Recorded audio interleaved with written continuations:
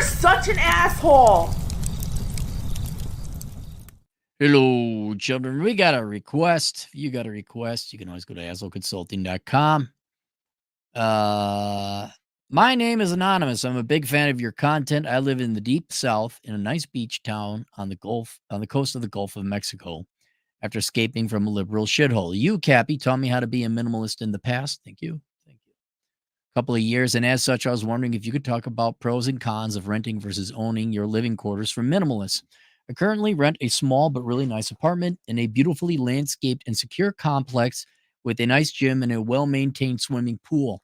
My neighbors include numerous total law enforcement people and military personnel from a nearby base. The rent is priced a bit above average for the area, though still relatively cheap due to the general low cost of living in the area, and is high enough to keep all the poor people away. I don't own a lot of stuff. Even in my small 800 square foot, one bedroom apartment almost feels like too much space for me. I do, however, keep on getting the itch to buy a home or condo due to real estate in my area being actually affordable. There are two main reasons I decided against it. One is the practically non-existent opportunity cost of renting, which gives me more time to do other things I enjoy, as I do not have to worry about maintenance or fixing broken things. And the second one is that no matter what the property I look at, it always just seems like I'm buying something way bigger than what I need as a minimalist. The spending money on housing I don't actually need that could otherwise be spent on enjoying my life. So I was curious to get your perspectives, Cappy, on renting versus owning. Perhaps there are some other positive and or negative aspects of both that I'm unaware of that you could teach your audiences about. Thanks, and let me know. We'll keep you anonymous from the deep south. All right, so housing, lodging, let's put it that way. Lodging is both a financial and a personal decision, depending on where you are in your life and where you be. In other words, if you are a young person moving and you don't have stable employment because you're just starting out your career, you are not in the personal situation. You may have all the money in the world, but you don't know if you're going to be there or not. Heck, I know a kid, there's an Air Force base out here. He just bought a house last year. Now he's shipping out. Why don't you buy the house? Who's gonna like? Why don't you talk to me?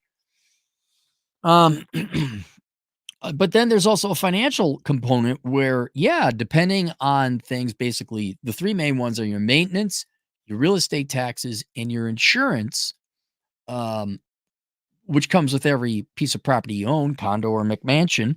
And the question is, are those costs going to be more per month per year than what it would be if you were just to rent? And a lot of times when you do the math, it's cheaper to rent because, okay, yes, you are paying maintenance and repairs of property taxes. But if you're an apartment, that's spread across 30, 40, however many people are living in that apartment building. And the economies of scale of having maintenance done on one property instead of 40, it can be cheaper financially for you to live in an apartment. Then there's the things that you bring up that are opportunity costs, where, yeah, your time is vital. I mean, I got to mow. I got to do landscaping still a little bit of it. Now it all comes to an end relatively soon here. But yeah, that's time. Yeah, if I went and worked, I'd have lots more money now. But, this stuff has got to get done. Uh, if you don't have to mow, if you don't have to repair the water heater, if you don't have to do those things, that saves you up a lot of free time that in theory you could prorate at your average wage and then throw that into the financial calculation.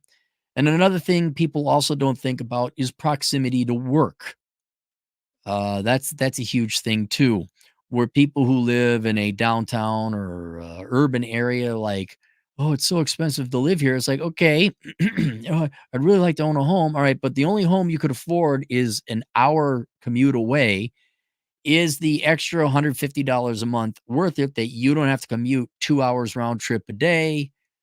Uh, maintenance that comes with it, the car cost, the insurance cost, the stress, and all that.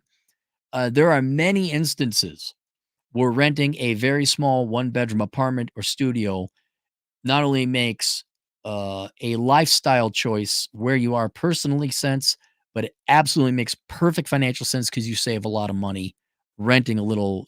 I mean, for example, the um, the place I last rented before I bought my first house, now admittedly this was a while ago, it was $333 a month. Let's call it $700 a month now, with inflation, more than doubled. All right. Boy, show me a house where your property taxes, insurance, and maintenance and all that doesn't add up to $700 a month, right? Show it. It was small. It was a studio apartment, but yeah, I probably even back then. Well, of course, I had rental income, so that threw a loop into it.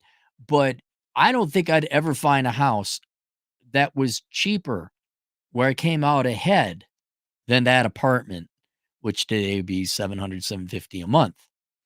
Um, yes, of course, when you own property, there's a capital gains likely. So you quote unquote are not wasting your rent. But even when you factor that out, that money you saved on rent could have been thrown into an S&P 500 or a real estate investment trust. You probably have even a little bit more money then.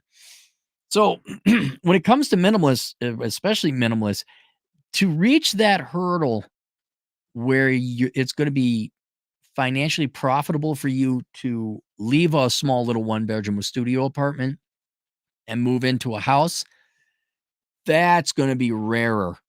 And then also depends on local housing market factors. And generally, if I had to put a rule on it for minimalists, you're probably better off renting because you're not only talking about minimalism in terms about the stuff you own, but minimalism in terms about the bullshit you don't want to worry about. Like, you don't want to worry about property taxes. You don't want to worry about, oh, the city said something's wrong with my sidewalk. You don't want to worry about any of that shit. There's minimalism in the checkbook. There's also minimalism in your mind. How much is the least amount of shit I got to worry about? And so, generally, I would say minimalists should probably just rent. That being said, remember, housing, lodging is also a personal choice, a personal lifestyle. And also, there are external economic factors that may result, sounds like you're down there where the property is affordable. And if you inevitably want to settle down, the personal aspect of this formula, if you are ready to settle down, you know you're going to live there for a long time, there's this piece of property that you really like, and all the stars align where, oh, I could put a little mini house on it, or I could put a little bachelor hut. The Karens of the HO, there's no HOA, there's no Karens in the city council. Yeah, you gotta build it this way, and it's gotta look like Tim the Toolman Teller's McMansion in the 1990s. If you don't have brick fascia, if you could actually find a piece of land that you own and you could pretty much build whatever you'd like on it, okay, run the numbers again. Your materials, I mean, you could take a tough shed and retrofit it to be insulated and have plumbing and all that. You could drop as little as 50 grand on it. You could have it exactly designed the way you wanted. Maybe a little carport or maybe a garage. I still like the bachelor hut idea, 3-car garage and a 1-bedroom apartment upstairs. I think that's the most efficient thing. Bill Burr's idea, not mine.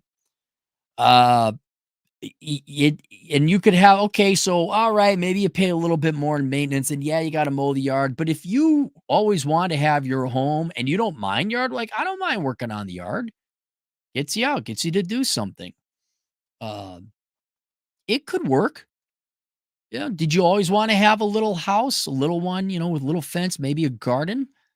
Okay. Well, that's more, now you're talking more of like that's a consumer item, which is fine. That's okay.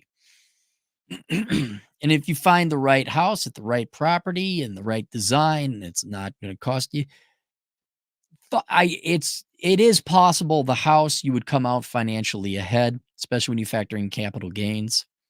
But even if you don't, they're close enough that whatever added enjoyment you get out of life, having your own little piece of property and a little bit of a house would be fine.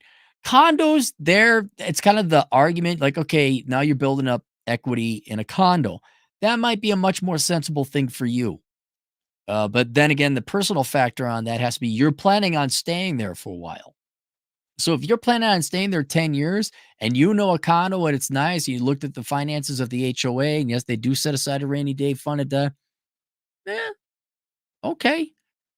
But generally, no. For a minimalist, it probably is better for you to rent than to own a home. But for personal reasons, or you might be at that stage in life, I wouldn't let that fact prevent you from buying a piece of land and a house that you would enjoy and would improve your life. Because especially when you factor in capital gains, yeah, it there's a lot worse things you could piss away your money on, a lot. But that's and you know what? What I would do also, go rent a small bachelor hut. Don't just get out of the apartment like, "Yeah, I think I want this." Go live in a bachelor hut for like a week. Go get an Airbnb and like, "Okay, what's right and wrong about this?" And you may say, "Oh, yeah, it's great. Totally, test drive a car. Have sex with a woman before you get married. You got to test drive the products. You got to figure it out." You could do that with your housing too. There's no reason to sign a mortgage or a legally binding document called marriage to ruin your life forever. Oh, it's so fun.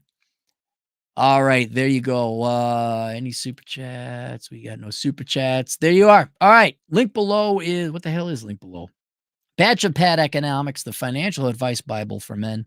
We'll see you guys later. Toodles.